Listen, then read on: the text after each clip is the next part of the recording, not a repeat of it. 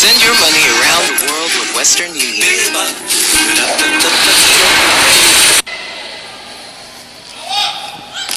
Phil Cayetano. She is feeling it today. Creamline 19, As Lady Red Spikers will call a timeout.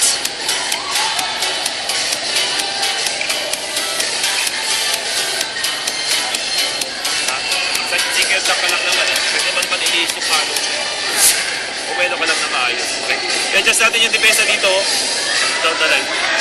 Matras ka, Beka. Matras ka. Hindi kaya ng isa kasi ang bilis ng bola. Ang bilis ng tapo ng bola. Kailangan mo matras. Basahin mo na kung ita-drop. Okay? Ha? Isang stop lang tayo, ha? Ayaw mo yan.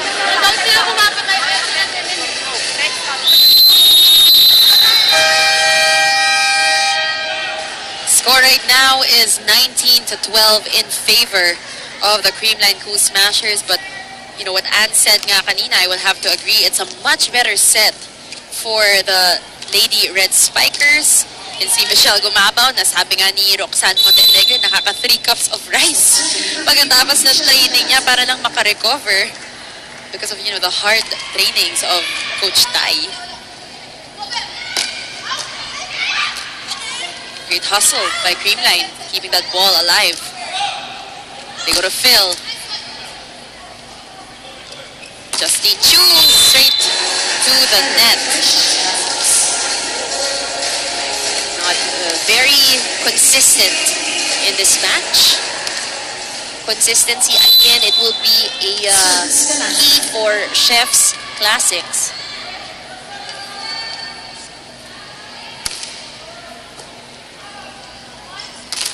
Oliveros with a quick. Gia Morado back set to Michelle Gumabaw.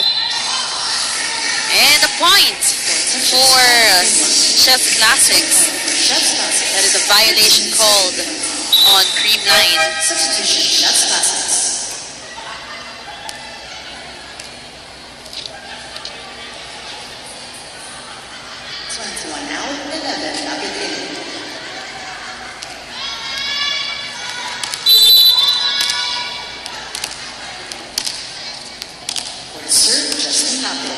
And Lapid will serve for the girls in white. Galanza, Morado, they go back to Michelle. That is in. They're now 4 points away from getting set number 2 from the Lady Red Spikers. Some challenge that Chef's Classics need to face. They get good first ball, ano? It's really the conversion of points when it's being set to the attackers.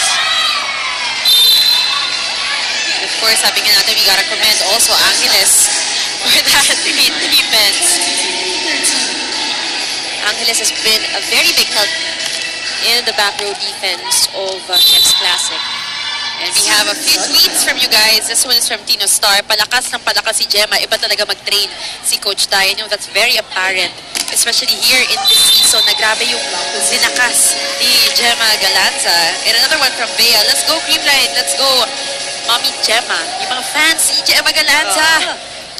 And another one from Gamis Gandar. Tama ba yung sinabi ko? Gandara. Ayan. Go Creamline. Fight, fight, and get well soon. My idol, Eliza Valdez. We love you. Yes, and we are all praying right now for Eliza's speedy recovery. Meantime, of course, we are checking out this match. Tama sila, no? And what's nice about these conferences that we watch, nakikita natin yung progress. Although, of course, these are seasoned players already. But still within the conference, nakikita pa rin natin yung kanilang progress. And we have a few substitutions, but first we can see Eliza Valdez taking a little bit of a break here in this game, letting her teammates step up. We have some substitutions for the Lady Red Spikers. Papasok si Gabriana, and she will head on over to the service line. Gabriana serving for Chef's Classics.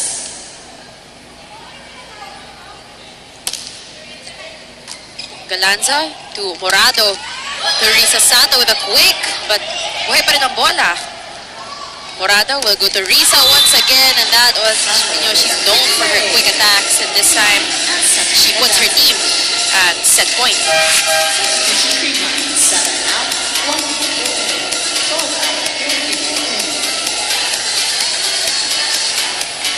Some substitutions for Creamline. Papasok, yung na-interview natin kanina, si Heather Ginoo and Kyle Negrito. Yung FEU connection dito sa Creamline Cool Smashers. They are at set point 24, serving 14.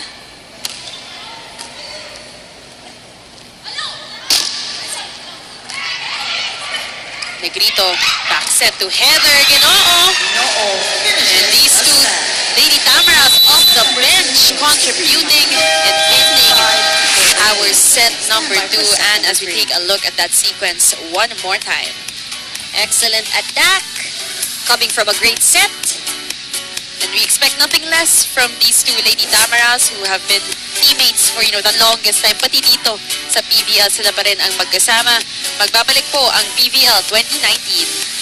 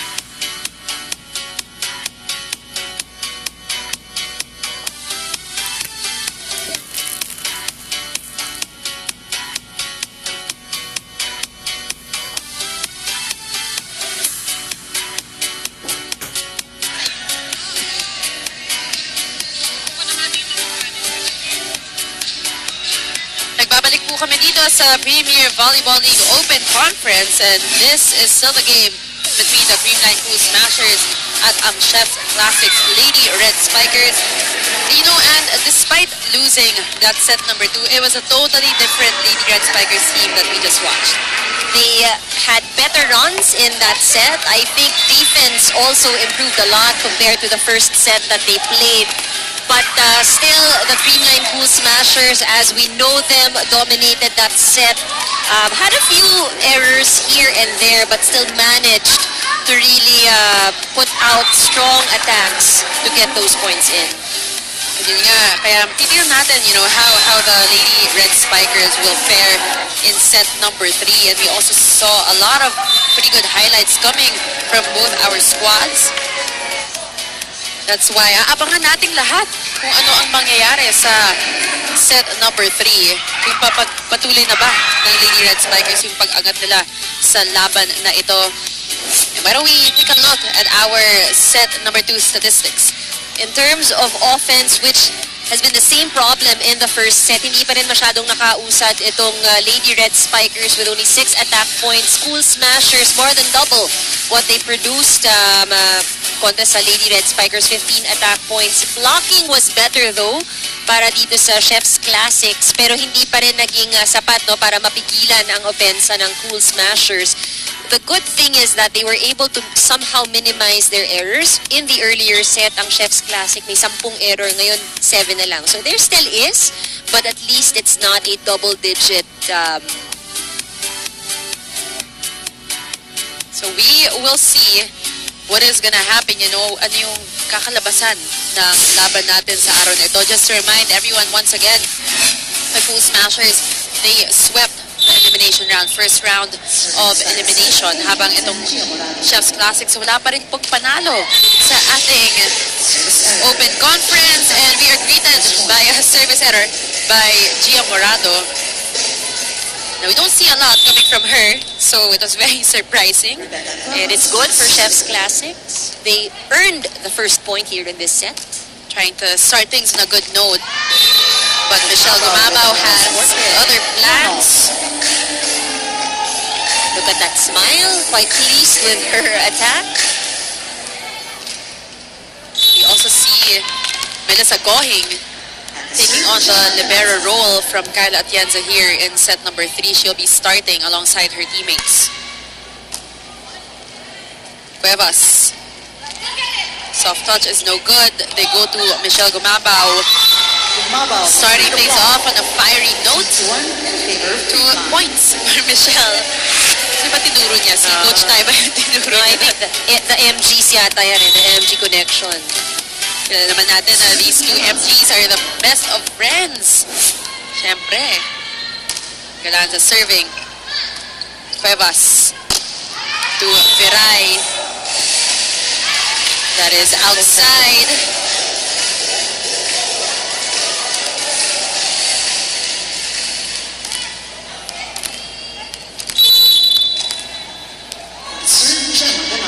For the fans of the Chef's Classics Lady Red Spikers, I'm sure that they're hoping that the sets they will play, whether they lose it or they win it, it should be a progression. Kailangan, ano to, paganda ng paganda ang makikita mo as the set goes by. You know, they're already showing how much better they've gotten since their first meeting here with the Cool Smashers. It's always a learning experience, especially for this young team. And they knew, of course, coming in that it really won't be easy. At nakikita natin na may konting connection issues pa ang Yes. setter with Iris Oliveros. And that is because 5 days pa nga lang naman. 5 days. And already, you know, at the middle of our tournament, heading into or starting our second round of eliminations, katakot-takot na adjustment yung kailangan niyang gawin. Viray serving. Gia Morado will give it to Michelle Gumabao. Andoon si Oliveros. Cayetano. Great dig by Angeles. That will be a 2-touch violation called on Viray. Puntos para sa Creamline. Sayang, no? It was such a good dig. Now we're seeing more minutes for Negrito. Celine Domingo is here. She will serve. And that is a service ace for Celine Domingo. Alam mo, ang nakikita natin dito sa Creamline, no? Every time they pull out someone from the bench at ipapasok nila, quality minutes agad. Earlier, nung pinalitan si Ginoo pumasok, Negrito was there, they had a good play. Ended that set Oo, also. tama ka dyan. And then this time, she got a score. Itong si Domingo off her serve. And another great attack by Phil Cayetano.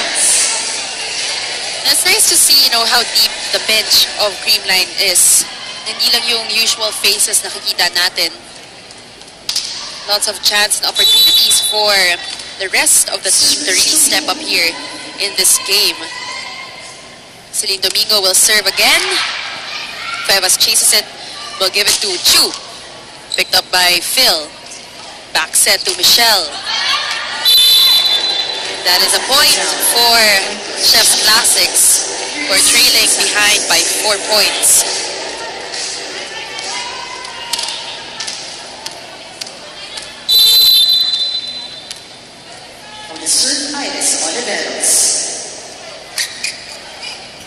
Negrito to Sato. That connection is good. Another quick attack from Risa Sato. As we go to our first technical timeout of set number 3.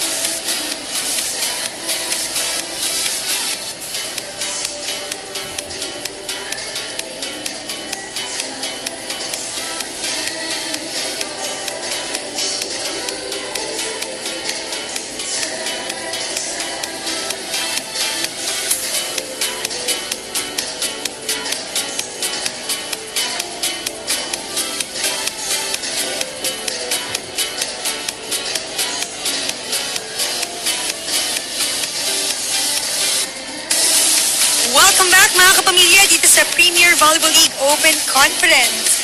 The The Ninja, Melissa Goheng, did not just gain a best friend sa paglalaro ng volleyball kay Michelle Gumabaw. She also learned a life lesson, which is to make your health your number one priority. Last year, sabi niya nasa hospital siya over fatigue, pero ngayon 100% na sa kanyang pagbabalik dahil sa proper rest and recovery. At sabi niya, yan daw ang susi sa mga panalo nila at sa lakas ng team nila.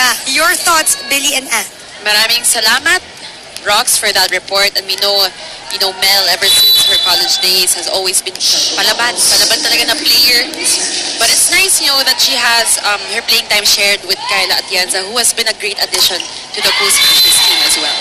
And that's how it usually is din naman. When you move into post-collegiate, nandito ka sa ganito ng klaseng arena, the best of the best will all be there. So it's part of the players' maturity na they share their playing time. But yeah, pinag-uusapan natin how deep the bench is.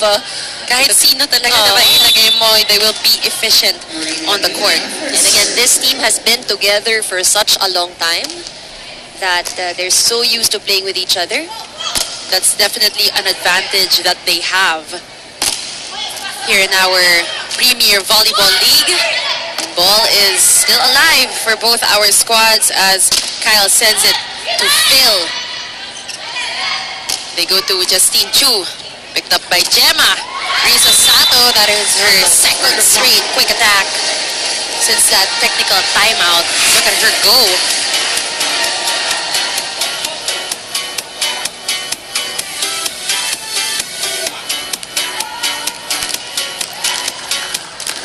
And we have mamathlete si Phil Kainglet Cayetano seeing a lot of action today. And that's Lily, right? Lily, the baby girl naman ni Phil in attendance dito sa Phil Oil Flying D Center, watching her mommy who started this game and is doing so well.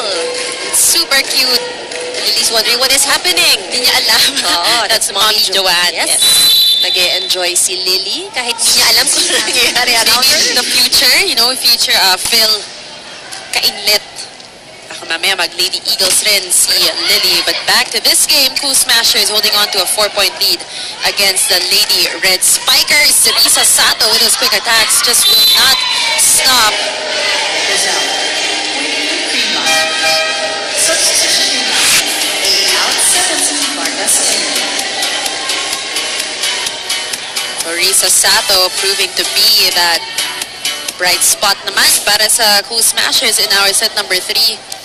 And the bench gets deeper. Papasok naman si Vargas para kay Phil Cayetano. So obviously Coach Tai playing around with this rotation. And he's doing it at a good time. They have a comfortable lead. Gemma Galanza. Andoon si Chu. And look at bang and go. Finally, something for the Lady Red Spikers. She was the player that scored the most in the first set. Naging tahimik nung second. And then it's good that we're seeing her attack again. And they need that aggressiveness right about now. Oliveros. Domingo. To Viray. That is a point for the Lady Red Spikers. Set by Oliveros kay Viray.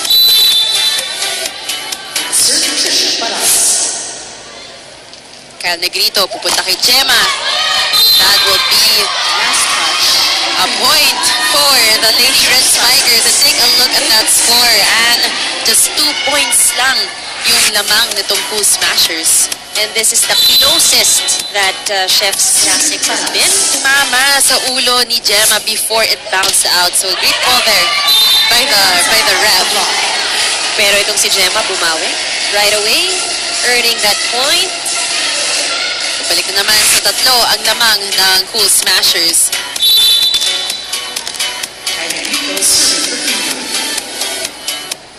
Kyle Negrito on the service line for the girls in pink. Gabriana, pupunta kay Viray. Biray was underneath the ball. Mahirap ang angulo na padadaanan ng bola. Coach Tai not happy still, even if they are in the lead. A few reminders at the sideline on blocking. 4-point lead. They got a 5-point lead for the Creamline Cool Smashers. And an opportunity lost here for the Lady Red Spikers. Another run by Creamline. At magta-timeout muna ang Lady Red Spikers. Sayang, momentum na natin kanina eh. Ganun. Tingin na agad yung error natin. Naalis yung error. Skarte mo lang ha. Skarte mo. Skarte. Pasa lang mga rin. Pasa lang.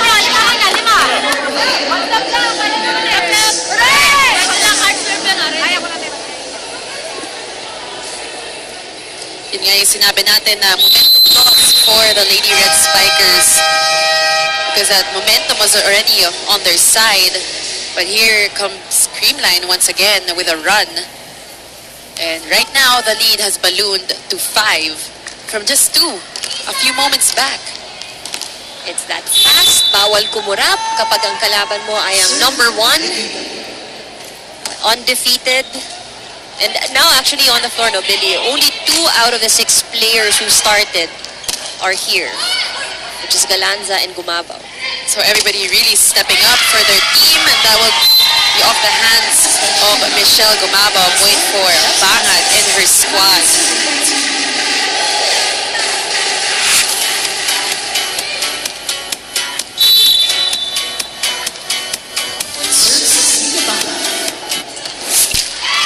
That goes straight to the net.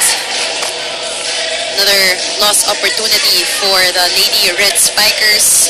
And another chance for Creamline to further the lead.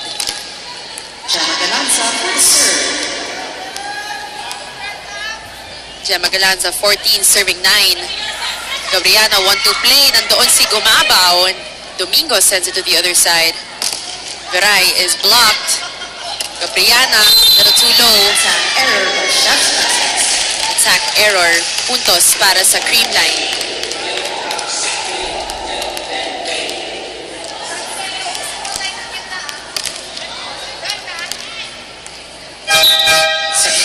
Everybody here for the Creamline Cool Smashers getting a little playing time today. Upo muna si Michelle Gumabaw. Pasok naman si Riza Mandapat.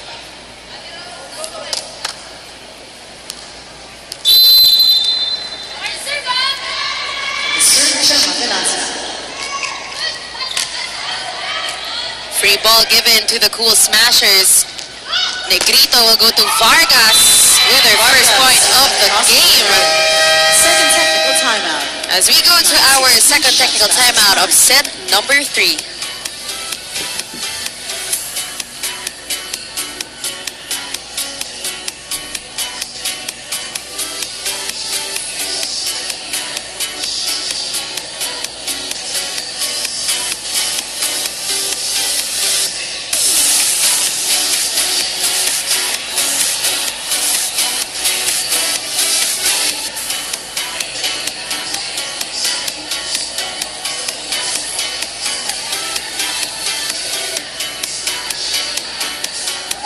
Live pa rin po tayo dito sa Phil Oil Flying V Center sa lungsod ng San Juan. We got DJ Jimmy in providing the music for our fans and our players here.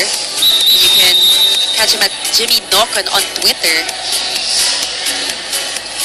It is a Saturday and we have a very special guest. We have Tina Wong in attendance supporting, I'm guessing, the Creamline Cool Smashers.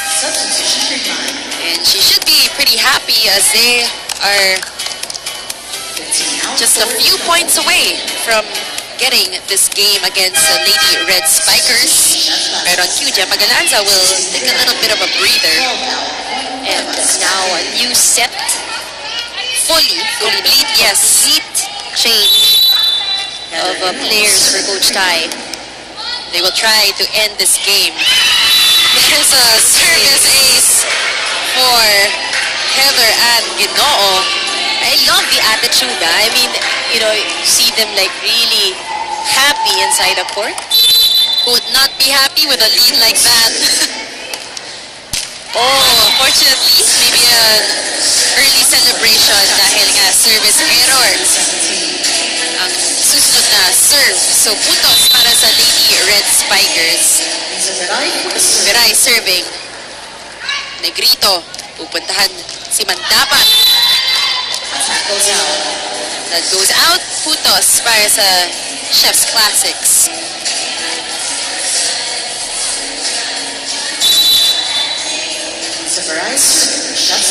Veray for the serve. Negrito to Domingo is denied. They go to Risa. Is blocked.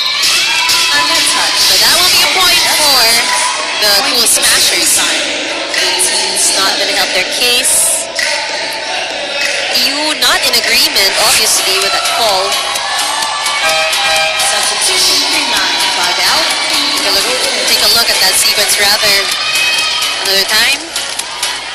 Hindi makapaniwala si Justine Chu. Pero tingnan mo naman ito lahat ng players sa Creamline Cool Smashers nakalaro sa araw na ito as we see Colleen Bravo makes her way to the court. Butos. Another point for Chef's Classics who are trying to stay alive here in our set number 3, showing a little bit of fight.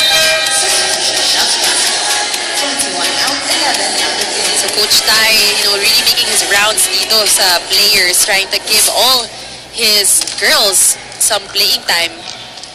I think it is a good thing.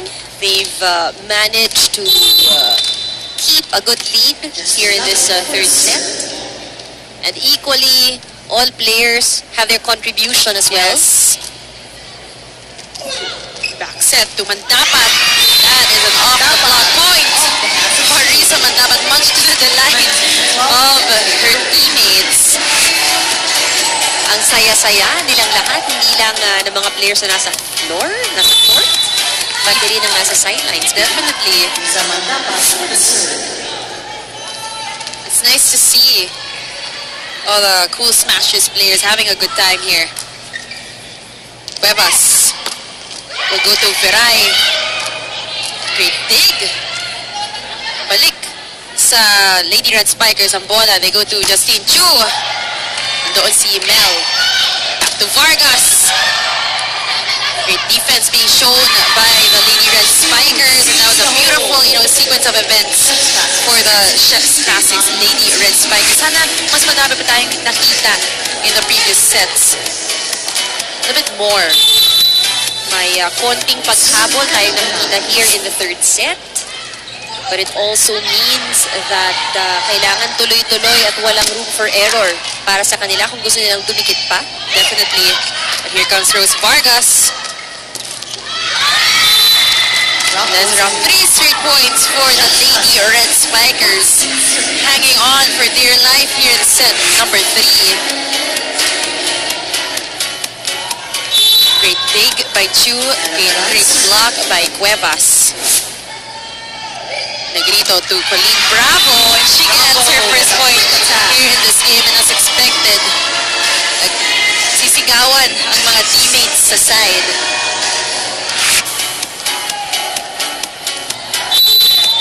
Why not? They just need 5 points to close out this set. Vargas serving. That is outside. But we gotta give it also to the Chef's Classics Lady Red Spikers. They performed much better than they did in that first round.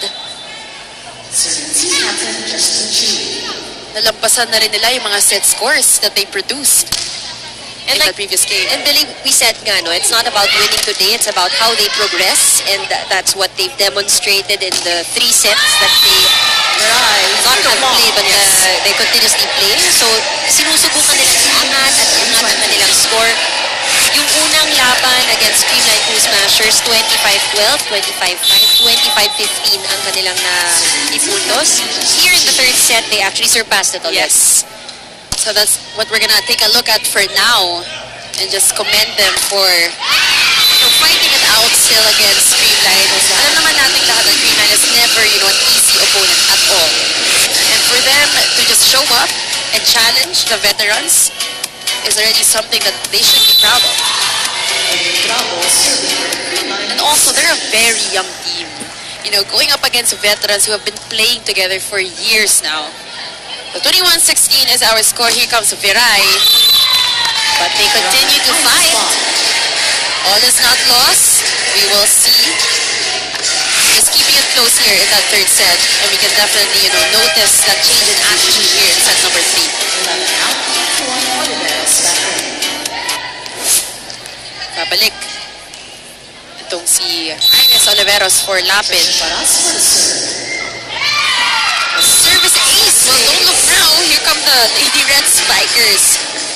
18 serving 21. This, by far, has been the best that we've seen from them. And Coach Tai testing his girls on the court. How they are gonna adapt and adjust to what's happening right now. Cuevas will go to Viray.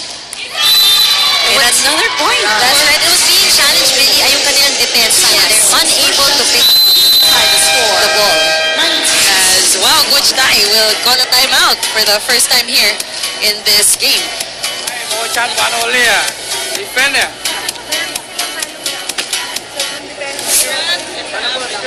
now, just one stop. No pressure. Let's go. Player game, ha? Let's go. Walking cow, 1, 2, 3, 4. Huh?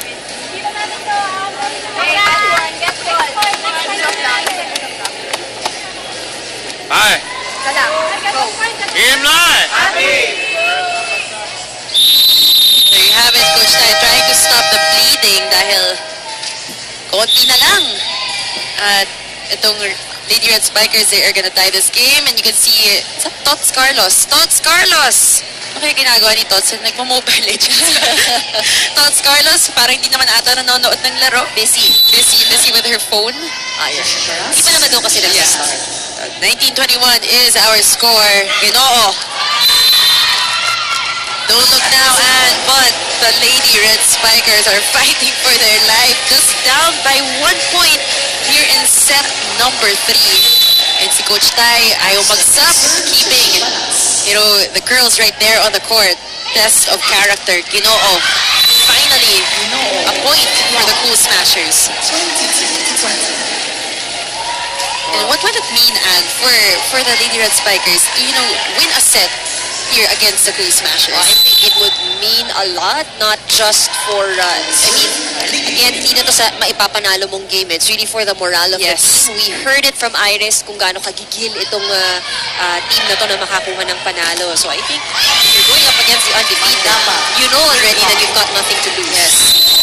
But the Creamline Cool Smashers, they have other plans. Take a look at that play as Viray is denied by the girls in pink, and Lady Red Spikers will call a timeout. Tayo, di ba? Iris, saka isa. Iris, ano ka? Running ba yung sinak? Tapos isa labas lang. Pagka, tingnan mo kung sino mag-commit. Pag di nag-commit, bigay mo sa running. Ha? Butas dito, butas dito. Pwede mo ilaglag. Pagka walang blocker, paluin mo. Okay? Pag nag-commit sa kanya, bigay mo sa kanya. Pag wala, labas lang. Backline. Tapos coverage tayo. Walang coverage eh. Tara!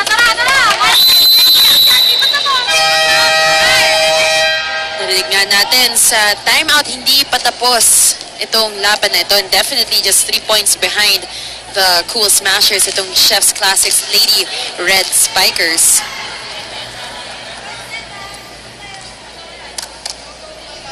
Kyle Negrito on the service line for Creamline. Unfortunate service error for Kyle Negrito. Puts Chef's Classics just 2 points behind. If you're on the side of the Lady Red Spikers, you've gone this far. Will you let this go? Exactly. Yan yung tanong natin para sa Lady Red Spikers. Now or never for this team. Magdapat. Powers it through.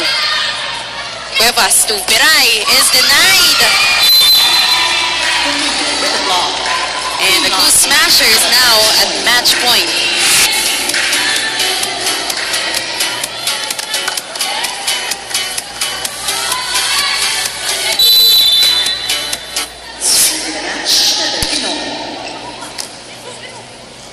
Cuevas. Backs it to Viray. They will go to Vargas.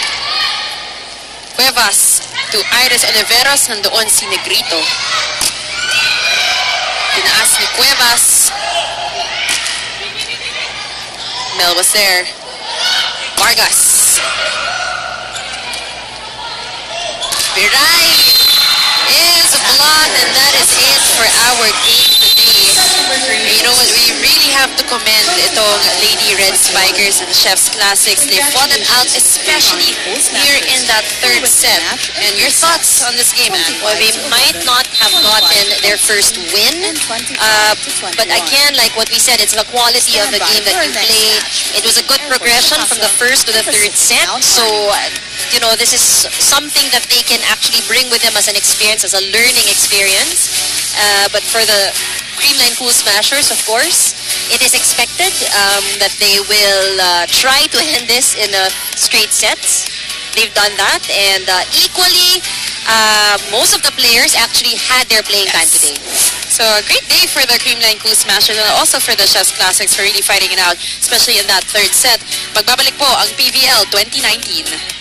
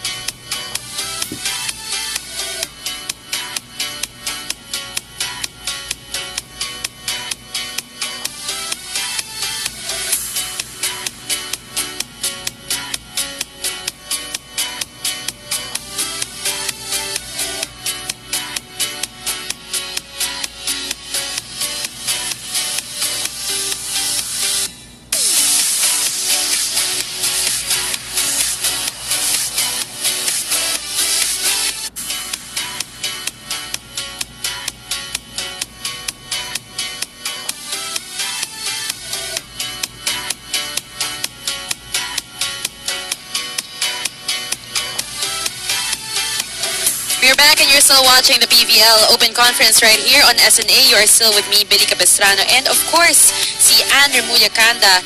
And Rox Monte Alegre is right now with our best player of the game. Roxy, sino ba ang kasama mo? Walang iba kundi ang mamathlete natin who was on fire today. Phil Cayetano, congratulations! You are still undefeated. So ano pa bang pwedeng ma-expect ng fans? I guess, yung na-expect na lang, yung continue lang namin yung laro namin and training, of course, to prepare for every game. We can see Lily always supporting you in your game. She's definitely your lucky charm. Pero ano ba yung sikreto? Paano mo nababalanse ang mommy duties mo and your responsibilities din sa Creamline? I think, being a mamathlete, wala lang. Kasi sanay naman ako sa pag-balance since college. And in this game, inisip ko lang, anong kailangan ng team. It's, everything I do is for the team.